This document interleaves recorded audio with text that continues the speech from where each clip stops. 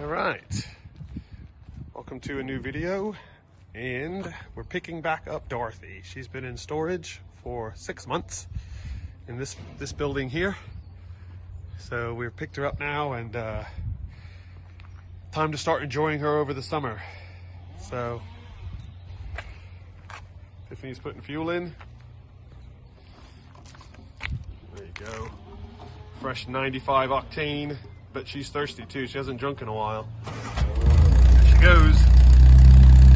That's so nice. I miss Dorothy.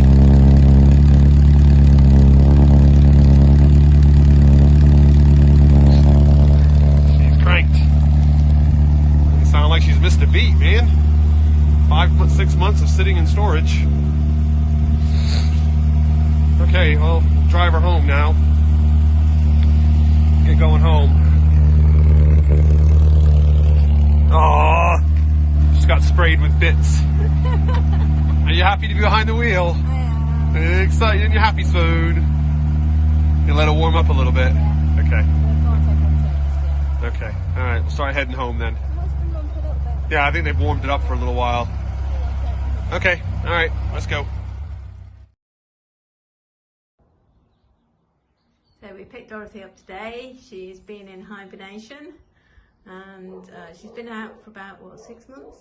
Yeah. So what we're going to do before we take her out for anything more than the 4-mile drive back here is do an oil change the plugs, change the air filter. Yeah, and the rocker cover gasket. And have a look at the fan belt and see if that needs anything doing to it as well. So we have just pulled her up on these lovely ramps. It was a little bit weird because the wheels are a little bit narrow, but yeah, she's there, she's ready. So let's get draining the oil and see where we go.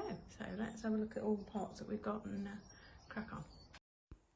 So first things first, drain the old oil, see what we're dealing with. It should be okay. I mean, the car was serviced just before we picked her up about 18 months ago. It's not done a huge amount of miles, but because she's been sat over the winter, not moving or anything, I just want to change the oil and make sure that everything is okay. So it's a lot easier working with Dorothy up on these ramps. It gives you a lot more space, a lot more space. That oil's not looking too bad. I mean, it is a bit black, but every time I've checked the dipstick, then it's been fairly clean, so this is probably just what's sat there in the sump at the bottom of the engine. But clean everything off, let that drain, and move on to removing the oil filter.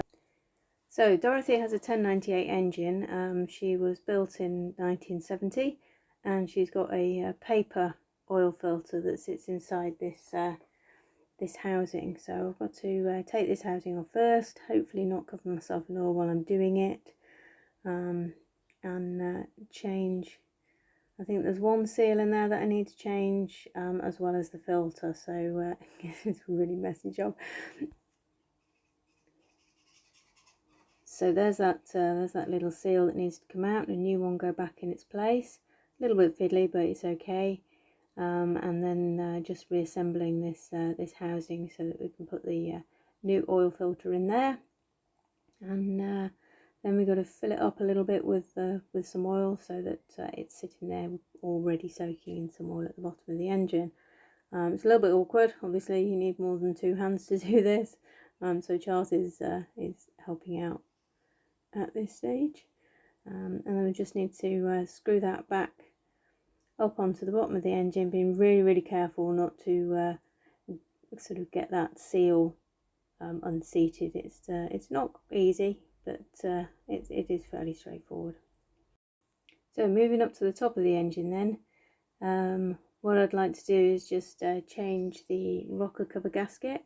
I mean, normally I wouldn't bother doing this, but because the kit that we got came with a gasket, and we haven't actually had a look in the top of the engine, so I'm not sure about the condition of this. The rocker cover, we are actually going to change the gasket, so fairly straightforward job. It's only 2 bolts.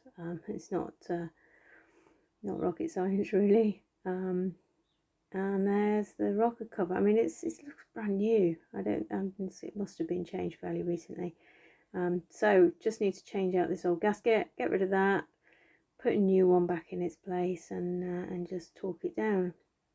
It's fairly light. It doesn't need cranking down too much because obviously it's only the top of the engine. But I think the Haynes manual does tell you what the torque setting should be, but our torque wrench doesn't actually go down that low, so we're just going to do it by feel today.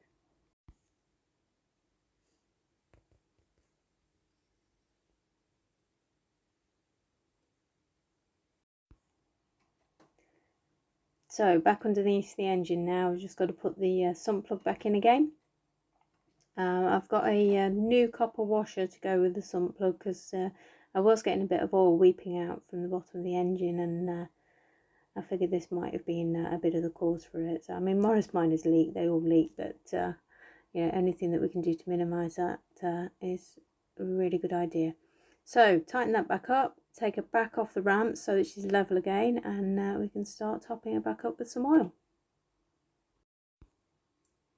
And the oil that we're using is a 20W50 classic oil from we're using Castrol.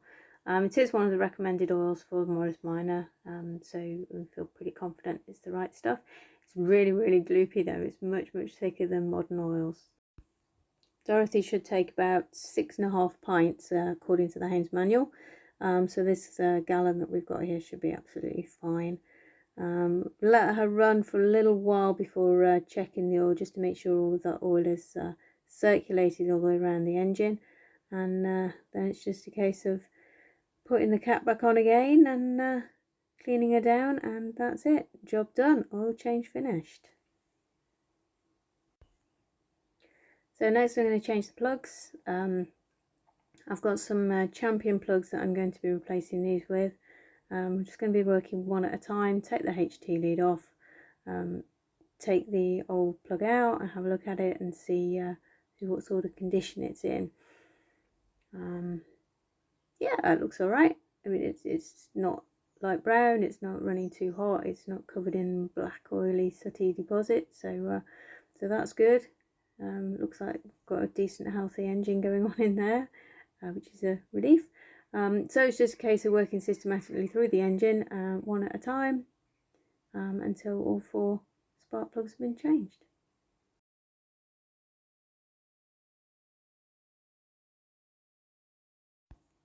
So the final job that we're going to do today is changing the air filter. We had a quick look at the fan belt and it looks pretty much brand new, so we're not even going to touch that, even though we do have one that came with the kit. This is a really, really easy job. It's just one of those things, you just take the housing off, switch the filter out from the inside, and then pop it all back together again. So there you have it, one basic service done.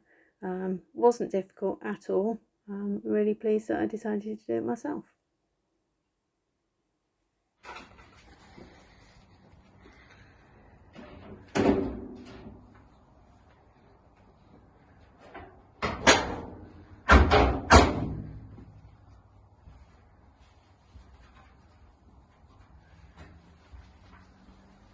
All right, oil change complete. How do you think that went, Tiffany? Okay. Was that your first oil change? It was. Oh. Did you know that? Yes, I did know that. That's why I asked the question. One under your belt now, many more to go. Absolutely. Cool. We'll take it out for a drive now. Yeah, we can. It's a bit late now. Yeah, it's about 8 o'clock at night, guys, finishing up the oil change. But yeah, okay, so this is the end of Dorothy's video.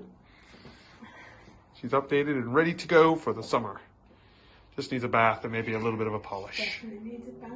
And a polish. All right, thanks for watching. Hope you guys enjoyed seeing Dorothy. She's back out in the streets. Look out for her. If you see her, give her a thumbs up and a honk.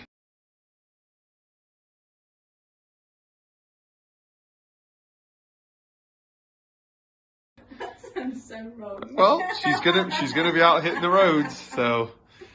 On the road, not on the street. On the roads. There you go. Okay, guys, take care of yourselves.